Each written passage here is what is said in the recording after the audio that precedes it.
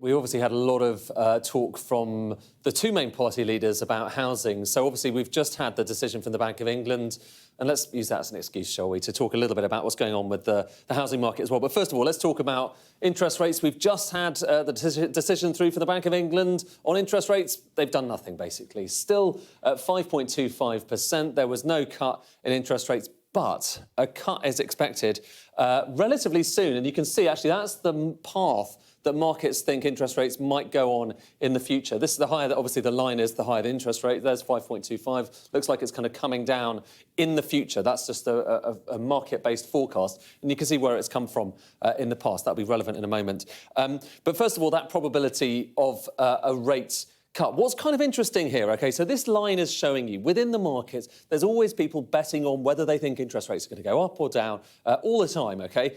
And this goes back just the past month or two, and it's showing you essentially the probability that they're giving to there being a rate cut in August specifically. And you can see when inflation numbers just came out recently, actually the probability went down because they looked at the detail. Actually, it wasn't, although it came down to 2%, which is what people were hoping for, the rest of the detail, including like services inflation, wasn't quite as low as people might have liked. Then we got the decision through. And what's interesting about the decision today is, although everything stayed the same, 5.25%, you had the same kind of voting register on the MPC, the Monetary Policy Committee. So seven people rather voted for a hold, 2 people voted for a cut. All of that stuff was the same.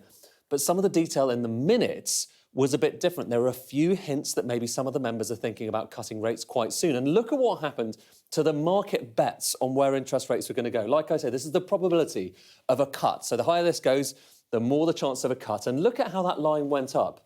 So the probability of a cut actually rose from around kind of 37% or so to over 60% once those minutes came through of a cut in August, so after the election, crucially.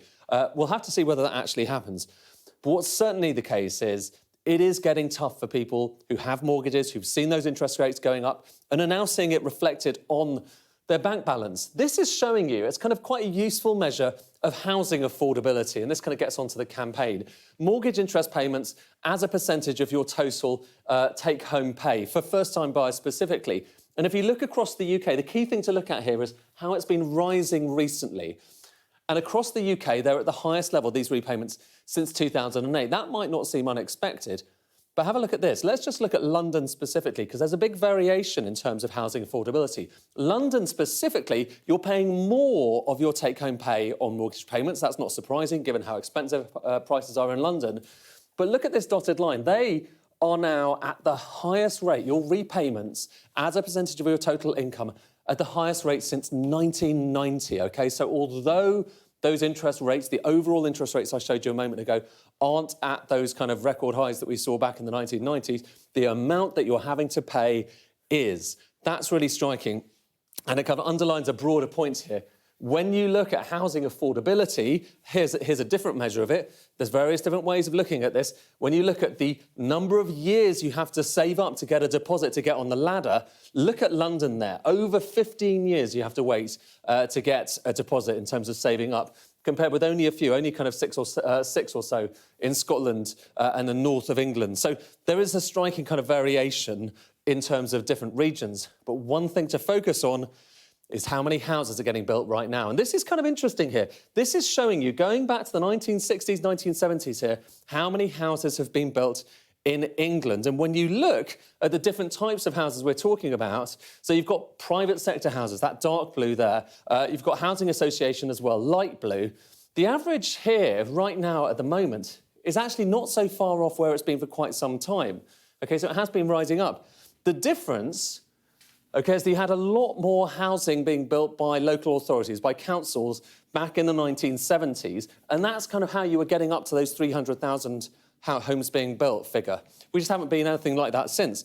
And what's interesting when we look at the manifestos from the major parties, at least, is how high those lines of ambition are. This is how many homes the Conservatives would like to be built in the coming years. So 320,000. Labour, they're talking about 300,000.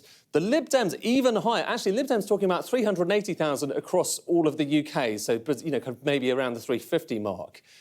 The question is whether any of these are attainable without thinking about this stuff here, the council building, OK? And what's interesting looking at the manifestos is mostly Labour is talking about changing planning rules rather than putting massive amounts of extra money in.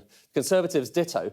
But the Lib Dems actually are saying they're going to invest a considerable amount in building more council homes. Of course, whether that actually happens is a big question mark.